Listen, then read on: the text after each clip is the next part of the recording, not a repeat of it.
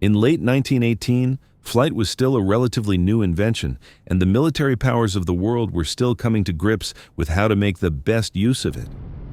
This short article from an issue of Flight International magazine in August 1918 notes how the U.S. military were experimenting with and considering the use of deaf fighter pilots.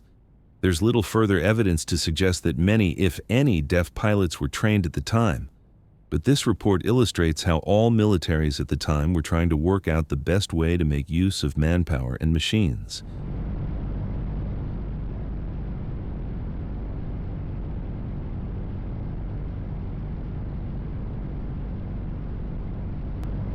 According to the New York correspondent of Reuters, American Army officers believe that they have discovered the ideal air fighter in the deaf-mute.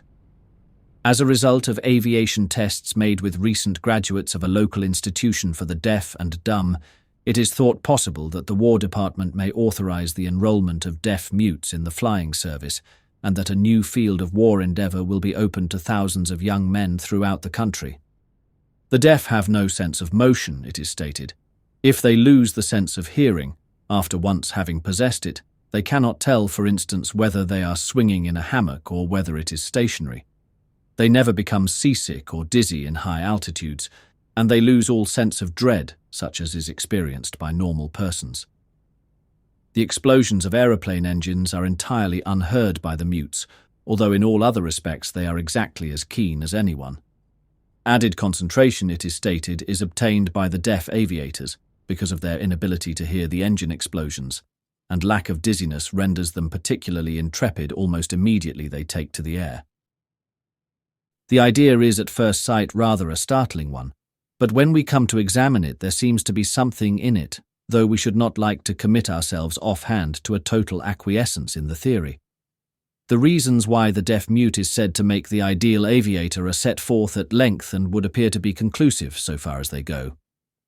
Whether our own authorities are likely to pursue the line of investigation opened by the Americans we cannot say, but if the facts are as stated, it certainly ought to be followed up. The deaf-mute is the unfortunate subject of a terrible handicap in life, and we have never before seen a statement the effect of which is that his handicap, so far from being a disadvantage, is distinctly the other way. Not only in war service will there be a wide field of usefulness for those afflicted in this way, but in the development of peacetime flying, there will be opened up a path of activity in which they will be of supreme use to the state, provided the American thesis can be sustained. Nor do we see why it should not.